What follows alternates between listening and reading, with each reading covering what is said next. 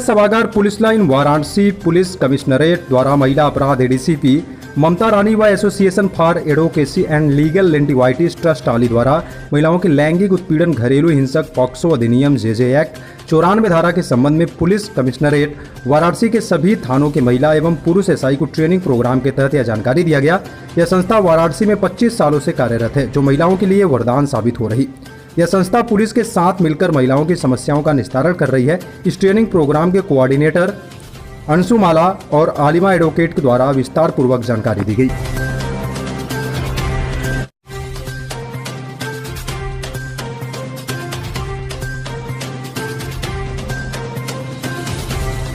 जो भी नियम कानून है, कोई भी विभाग उसके कंप्लायंस को नहीं करता है तो उसके पर 50,000 रुपये तक का जुर्माना लगेगा।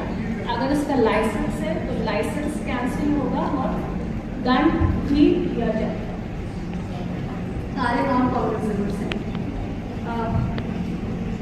इसमें लिया है। ठीक है, ये तो हमारा बेसिक लॉ हो गया। मेरे कुछ आप लोगों से सवाल है, कुछ केस स्टडी में सामने डिस्प्ले करूँगी। अच्छा, मैं यहाँ पे रोक रही हूँ। लॉ मैंने कंप्लीट कर दिया है। अब अगर लॉ से संबंधित शंकराचार्य स्वामी श्री अभिमुक्तेश्वरानंद सरस्वती जी महाराज ने गौ माता को पशुओं की श्रेणी से मुक्त कर राष्ट्र माता का दर्जा दिलाने के लिए पूरे देश में गौ प्रतिष्ठा आंदोलन स्थापित किया है। गौ संसद से बने जबलपुर सांसद स्वामी आकर्षण जी महाराज द्वारा आज पत्रकार वार्ता में पत्रकारों को जानकारी देते हुए बताया गया कि गौ माता की भलाई एवं रक्षा के लिए उनकी सुरक्षा, उपचार एवं सम्मानित सुनिश्चित करना और भी आवश्यक हो गया है, क्योंकि दिनों दिन देसी भारतीय गायों की आबादी तेजी से घट रही है। कई नस्ल विलुप्त होने के कगार पर है। गौहत्या की बढ़ती घटनाओं से जनमानस चिंतित है, जो अहिंसा के सिद्धांतों का उल्लंघन करती है और धर्मनिष्ठ हिंदुओं को भारी परेशानी का कारण है। स्वामी जी ने बताया कि गाय की पूजन की अति प्राचीन पौराणिक परंपराओं को कायम रखने और एक ऐसे समाज को बढ़ावा देने की आकांक्षा है जो गाय के जीवन को पवित्रता के महत्व देती है और उसका सम्मान करती है। गायों को कल्याण को सुनिश्चित करने और उनके शोषण और वध को रोकने और धर्म और कर्म के सिद्धांत का पालन करते हुए गायों और समाज दोनों को लाभ पहुंचाने वाली स्थायी प्रथाओं को बढ़ावा देने के लिए गायों का संरक्षण एवं संवर्धन समाज में आज बहुत जरूरी है। इसलिए गायों पर बर्बरता एवं वध के लिए सख्त कानून बनाए जाए एवं गायों के संवर्धन हेतु सरकार नियम बनाकर उनका संरक्षण करे।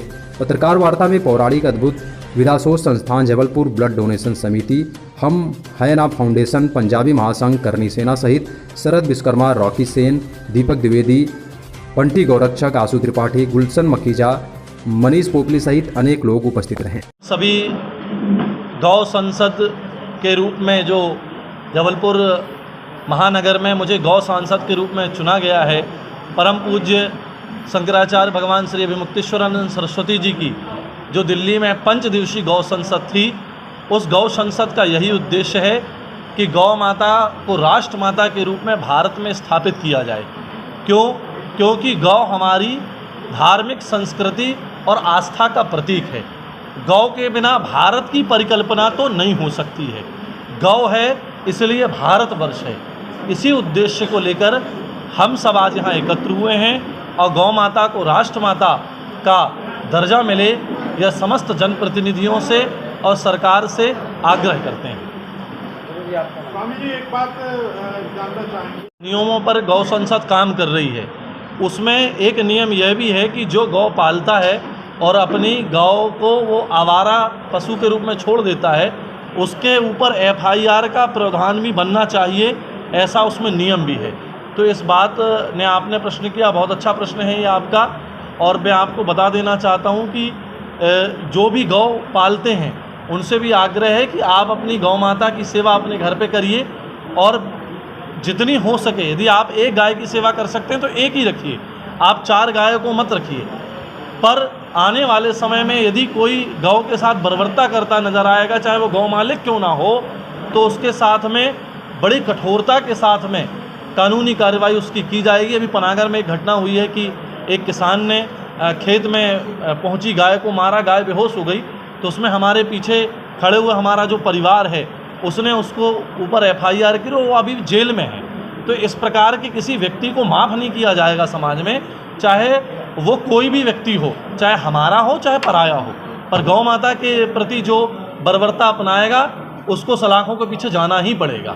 दोपहर भीम आर्मी के साथ जिले के 1 दर्जन संगठन सड़कों पर उतरकर पत्रकार को न्याय दिलाने की मांग की है। गौरतलब है कि सामुदायिक स्वास्थ्य केंद्र सलीमनाबाद में पदस्थ संविदा कर्मचारी नर्स अर्चना मसीह द्वारा पत्रकार अनिल दीवान के खिलाफ 5 सितंबर की दोपहर सलीमनाबाद पुलिस थाना में झूठी FIR दबाव बनाकर करा दी गई और पत्रकार की स्वतंत्रता का हनन किया गया। बताया गया कि पत्रकार अनिल दीवान अपनी बड़ी मां 70 वर्ष को खून जांच कराकर अस्पताल लेकर गए थे, जहां चिकित्सक मौजूद नहीं होने पर फोन करके चिकित्सक को बुलाया गया। उन्होंने रक्त जांच रिपोर्ट में दवाइयां लिखकर बुजुर्ग मां को ड्रिप लगाने स्टाफ को निर्देशित। चिकित्सक कहीं चले गए।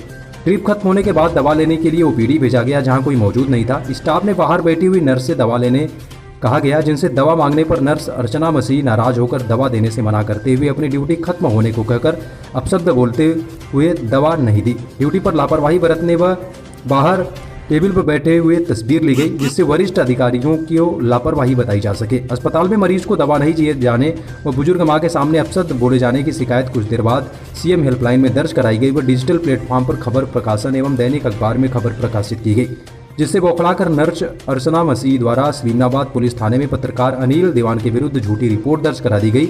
इसके विरोध में भीम आर्मी सहित जिले के दर्जन संगठन ने स्वास्थ्य मंत्री व पुलिस महानिदेशक के नाम ज्ञापन सौंपकर अर्चना मसीह के विरुद्ध कड़ी कार्रवाई किए जाने की मांग की। इस दौरान जिला अध्यक्ष चंद्रभान बौद्ध, VK Patel, Puran Singh, doctor Mahendra Chaudhary, Ratnesh, Danny, Mukesh, Pappu सहित बड़ी संख्या में कार्यकर्ताओं की मौजूदगी रही। आगे अभी तो ये लड़ाई है, आगे हम अम्बेडकरवादी हैं, हम अम्बेडकरवादी हैं। आज हम यहाँ सलीमनाबाद थाना पहुँचे हुए हैं। OBC महासभा, भीम आर्मी और अन्य जितने भी अम्बेडकरवादी संगठन हैं सब यहाँ पहुँचे हुए हैं। हमारा उद्देश्य ये था कि जो भी निरंतर देखा जा रहा है कि कटनी जिले में दलित आदिवासियों के साथ निरंतर जो है अत्याचार किया जा रहा है, प्रताड़ित करने का प्रयास किया जा रहा है, अधिकारी कर्मचारियों और आम आदमियों के ऊपर भी जबरदस्ती मुकदमे, झूठे मुकदमे लगाने का प्रयास किया जा रहा है। तो इसी तारतम्य में हम लोग जो है यहाँ पर उपस्थित हुए थे। हम लोगों की मांग थी कि अर्चना मसीह जिन्होंने चिकित्सा के दौरान लापरवाही बरती, उन पर FIR दर्ज की जाए। दूसरा महत्वपूर्ण था ये कि अनिल दीवान जो पत्रकार हैं, उनकी किसी भी पत्रकार की स्वतंत्रता को छीना ना जाए और वो पत्रकार होने के नाते उन्होंने जो फोटो वीडियो उनकी ली, क्योंकि वो बाहर चिकित्सालय के बाहर टहल रही थी लेकिन दवाई देने से उन्होंने मना किया था, उसके खिलाफ भी हमने आंदोलन किया था। और तीसरी महत्वपूर्ण बात यह है कि जो सांसद प्रतिनिधि पद्मेश गौतम है, वो निरंतर जो है प्राचार्य को विभिन्न प्रकार से झूठे केसों में फंसा करके प्रताड़ित करने का प्रयास कर रहे हैं। निरंतर जो है हिंदू कार्ड खेल करके और हिंदू समाज को गुमराह करके और उनके ऊपर जबरदस्ती